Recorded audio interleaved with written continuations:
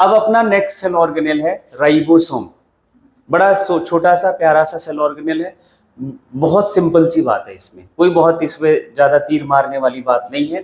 Ribosome को बोला जाता है engine of cell. Engine of cell क्यों बोलते हैं? ये प्रोटीन सिंथेसिस करता है जो सेल को चलाने के लिए जरूरी है। डिफरेंट टाइप्स के प्रोटीन जो चाहिए होते हैं सेल को, that is synthesized by ribosome under the genetic control. जो हमारा जेनेटिक मटेरियल है, न्यूक्लियस है, उसके अंडर ही ये काम करता है। ठीक है, चलो एक एक पॉइंट देखते हैं। पहला point, non membranous cell organelle है, that is the most important term. Non membranous, मैंने स्टार्टिंग में सेल ऑर्गेनेल्स की सारी कैटेगरी बता दी थी, double membranous, single membranous, non membranous. Non membranous में एक नाम ये लिखा था राइबोसोम, दूसरा नाम सेंट्रोसोम। क्या नाम लिखा था? सेंट्रोसोम। दोनों ये नॉन मेम्ब्रेनस सेल ऑर्गेनेल हैं। डिस्कवर करा था जॉर्ज पेलेडे ने इन 1953 में। ये थोड़ा एक नाम याद रखना है। राइबोसोम बना हुआ है किससे? आरएनए से बना हुआ है और प्रोटीन से बना हुआ है। इसका जो केमिकल कॉम्पोजिशन है दैट इज आरएनए। आरएनए क्या है? एक न्यूक्लिक एसिड है। क्या है? न्यूक्लिक एसिड है। जैसे आपने डीएनए का नाम सुना है, न्यूक्लिक एसिड के दो टाइप होते हैं, एक डीएनए एक आरएनए, है ना। तो इसमें जो न्यूक्लिक एसिड है that is RNA and second component is the protein. इसलिए एक कॉमन वर्ड लिखा जाता है राइबो न्यूक्लियोप्रोटीन। आरएनए का पूरा नाम क्या है? Ribonucleic acid. ठीक, इसी राइबो न्यूक्लिक एसिड का राइबो वर्ड यहां पे यूज करा गया है, ribonucleoprotein. RNA plus protein. Ribonucleoprotein का मतलब क्या हुआ? RNA plus protein. RNA plus protein. ठीक, absent in mammalian RBC. Mitochondria भी एब्सेंट होता है, ईआर भी एब्सेंट होता है, ये भी एब्सेंट होता है। हमने ये बहुत पहले ही बोल दिया है कि हमारा आरबीसी में most of the cell organelles are absent. ठीक है, उसका रीजन क्या है वो हम बाद में बात करेंगे। Present in both prokaryotic and eukaryotic cells.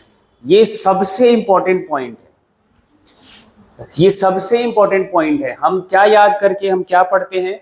Cell organelles are absent in prokaryotic cell, यही हम बोलते हैं। But ribosome is the cell organelle which is present in prokaryotic cell as well as eukaryotic cell। ये बड़ा main difference है।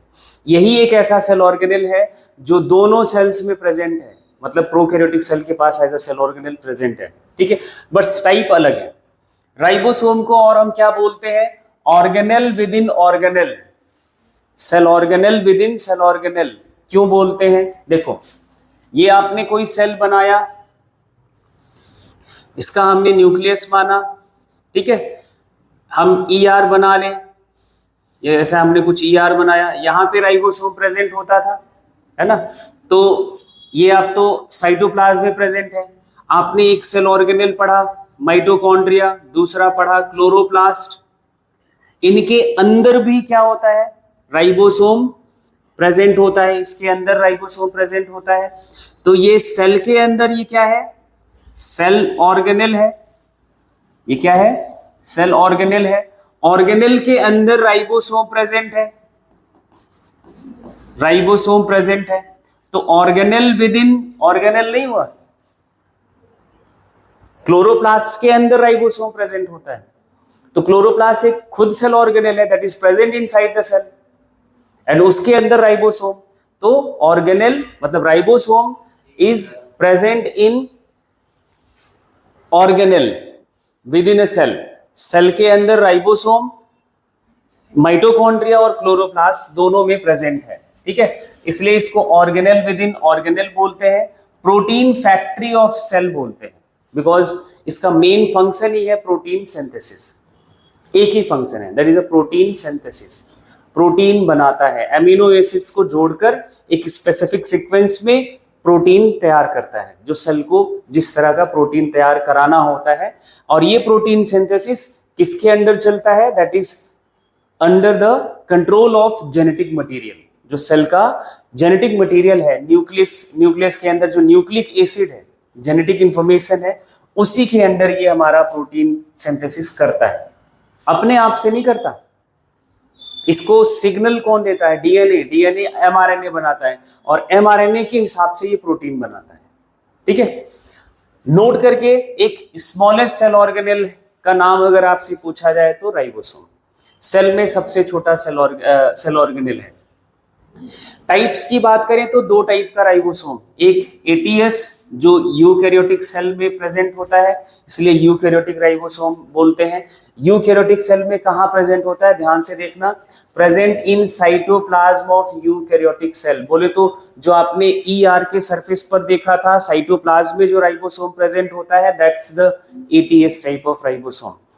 Prokaryotic ribosome, यहां इसके साथ कंफ्यूजन होता है, it is present in prokaryotic cell as well as some organelles of eukaryotic cell. Prokaryotic cell में तो 70s टाइप का राइबोसोम प्रेजेंट होता है, बट कुछ यूकैरियोटिक सेल ऑर्गेनेल्स के अंदर वो कौन से हैं? Mitochondria and chloroplast. ठीक है, present in cytoplasm of prokaryotic cell and cell organelles कौन सा? Chloroplast and mitochondria. साइज देख लो, 15 to 20 नैनोमीटर, बहुत छोटा साइज है। यहां पे जो हम एस वर्ड यूज करते हैं, that is a Svedberg constant unit या सेडिमेंटेशन रेट, मतलब कौन कितना तेजी से सेडिमेंटेशन एक होता है, उसके लिए एक कोफिशिएंट वैल्यू है। इसकी वैल्यू भी है, न्यूमेरिकल वैल्यू भी है, उधर हमें नहीं जाना है, बट एस स्टैंड फॉर क्या होता है ये पता होना चाहिए। ठीक है, अब स्ट्रक्चर पे आ गए। राइबोसोम का स्ट्रक्चर कैसा है? स्ट्रक्चर की जब बात करते हैं तो चाहे जो भी टाइप का राइबोसोम है, 70s टाइप का हो या 80s टाइप का राइबोसोम हो, उनके वो बना होता है दो सब यूनिट से, एक स्मॉलर सब यूनिट, दूसरा लार्जर सब यूनिट। यहां पे देखो, ये हमने दिखाया स्मॉलर सब यूनिट के लिए और ये लार्जर सब यूनिट के लिए। ठीक है, इन दोनों यूनिट को, ये दोनों unit smaller subunit and larger subunit are joined together with the help of magnesium ion. ये बहुत इंपॉर्टेंट सवाल है। मैग्नीशियम आयन की प्रेजेंस में ही ये दोनों यूनिट आपस में जुड़ते हैं, मतलब या आप इसको ऐसा बोल लो, मैग्नीशियम आयन हेल्प या essential for the binding of these units. Smaller subunit of ribosome binds with larger subunit of ribosome in the presence of magnesium ion. इसका जो मिनिमम कंसेंट्रेशन है, ये मैंने लिखा, मिनिमम कंसेंट्रेशन मैग्नीशियम आयन का इतना cell में होगा तभी ये दोनों सब यूनिट बाइंड करते हैं, अदरवाइज ये बाइंड नहीं कर सकते। मिनिमम कंसेंट्रेशन मैग्नीशियम आयन का सेल साइटोप्लाज्म में, इससे ज्यादा ही होना चाहिए। अगर इससे कम हो गया तो these sub units can not associate with each other, ध्यान रखना। ठीक है, और अब देखो इधर हमने दो टाइप के राइबोसोम पढ़े, एटीएस एंड 70s। एटीएस के लार्जर सब यूनिट को बोला जाता है 60s एंड स्मॉलर को 40s। मैथ नहीं अप्लाई करना है, ये सेडिमेंटेशन के बेसिस पर इनका नाम रखा गया है। 70s को बोला दो सब यूनिट, लार्जर सब यूनिट इसका 50 एंड स्मॉलर 30, तो 50-30 60-40 ये याद रखना है। केमिकल कॉम्पोजिशन की बात करें तो वही अगेन जो हमने ऊपर बात करी है, आरएनए है और प्रोटीन है। क्या है? आरएनए है और प्रोटीन है। राइबोसोम के स्ट्रक्चर के लिए जो आरएनए पार्टिसिपेट करता है उसको हम बोलते हैं राइबोसोमल आरआरएनए, या इसको लिखा जाता है राइबोसोमल आरएनए या फिर आरआरएनए। इस आर का मतलब है राइबोसोमल। आरएनए 3 टाइप के होते हैं, आपको पढ़ना होगा आगे, अभी नहीं। आरएनए 3 टाइप के, पहला आरआरएनए जो राइबोसोम के स्ट्रक्चर में पार्टिसिपेट करता है, दूसरा टीआरएनए जो साइटोप्लाज्म में अमीनो एसिड्स को ट्रांसफर करता है, तीसरा एमआरएनए जो डीएनए से मैसेज ट्रांसफर करता है राइबोसोम को, उसको हम बोलते हैं मैसेंजर आरएनए। इसका मतलब है मैसेंजर, इसका मतलब है ट्रांसफर, इसका मतलब है राइबोसोमल। तो आरएनए के 3 टाइप्स, एक मैं अभी डिस्कस कर रहा हूं जो हमारा राइबोसोम का स्ट्रक्चर किससे बना हुआ है? आरएनए से और प्रोटीन से। तो जो राइबोसोम के स्ट्रक्चर में आरएनए प्रेजेंट होता है दैट आर राइबोसोमल आरएनए। वो क्या कहा जाएगा? Ribosomal RNA. तो जो 70S टाइप का राइबोसोम है, आरएनए और प्रोटीन से बना होगा, इसमें 60% आरआरएनए है, 40% प्रोटीन प्रेजेंट होता है। परसेंटेज 60% राइबोसोमल आरएनए एंड 40% क्या? प्रोटीन। अब इसका देखो, जो ये 70S है लार्जर सब यूनिट, ये लार्जर सब यूनिट है और ये स्मॉलर सब यूनिट है। ये हमने पीछे देखा, लार्जर सब यूनिट इसका 50, स्मॉलर 30। तो लार्जर सब यूनिट में दो टाइप के आरएनए प्रेजेंट होते हैं, 23S rRNA and 5S rRNA, और इधर 30S में सिर्फ 16S rRNA। तो ये भी आपको याद रखना होगा।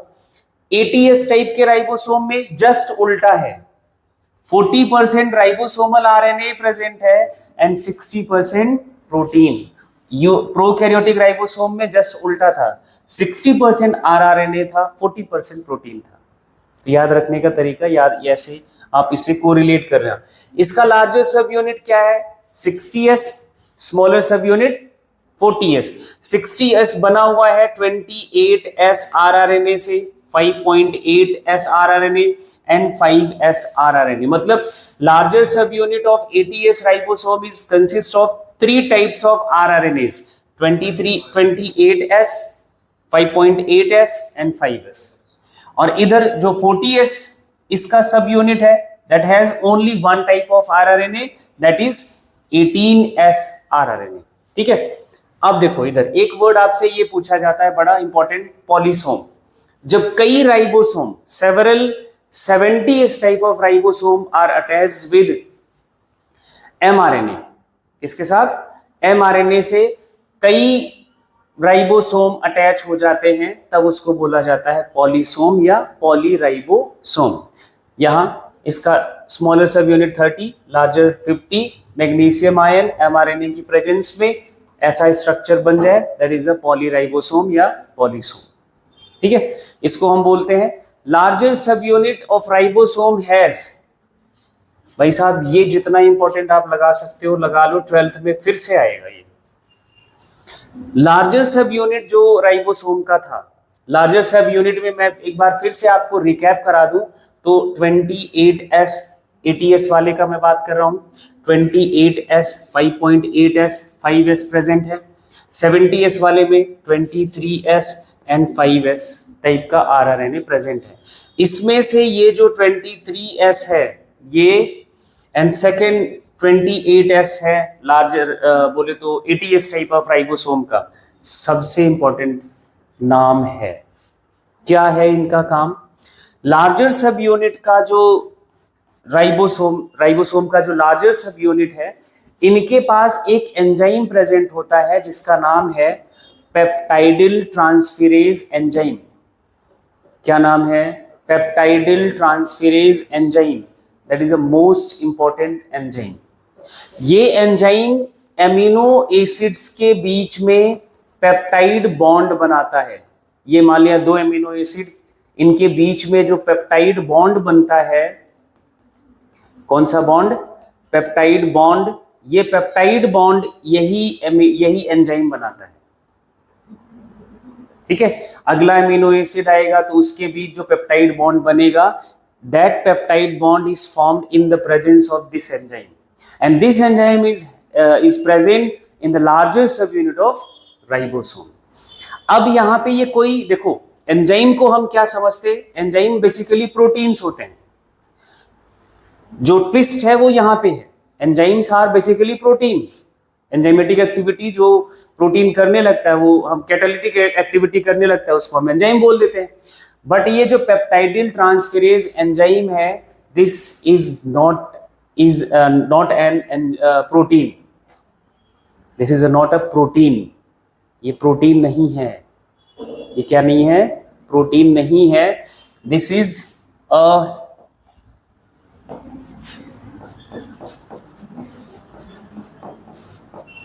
न्यूक्लिक एसिड, ये न्यूक्लिक एसिड है। यही एक ऐसा एग्जाम्पल है इस पूरे नेचर में जो नॉन प्रोटीनेशियस स्ट्रक्चर है, मॉलिक्यूल है, एंड एक्ट एज एंजाइम। नहीं तो सारे एंजाइम प्रोटीनेशियस ही हैं, प्रोटीन ही है। यही एक ऐसा नाम है जो प्रोटीन नहीं है और एंजाइम की तरह काम करता है, जिसका नाम क्या है? Peptidyl transferase enzyme. और ये कौन होते हैं? यहां देखना, ये हैं आपके इधर जो आपका 60S टाइप का लार्जर सब यूनिट है, किसका होगा?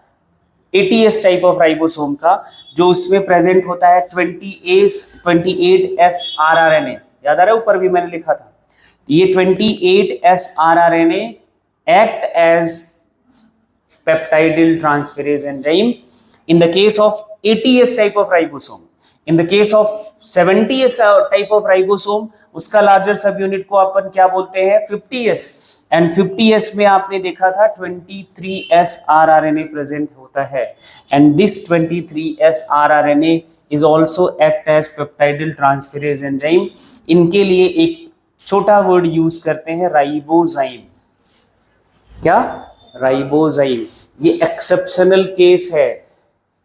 All enzymes are protein except ribozyme. Ribozyme is a nucleic acid, is a RNA. ये क्या है? आरएनए का एक टाइप है। ये बहुत इंपॉर्टेंट क्वेश्चन है। और ये हो गई पूरी कहानी राइबोसोम की खत्म। फंक्शन पूछा जाए तो क्या बोलोगे? Protein synthesis.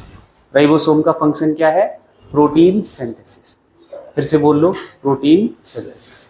धन्यवाद।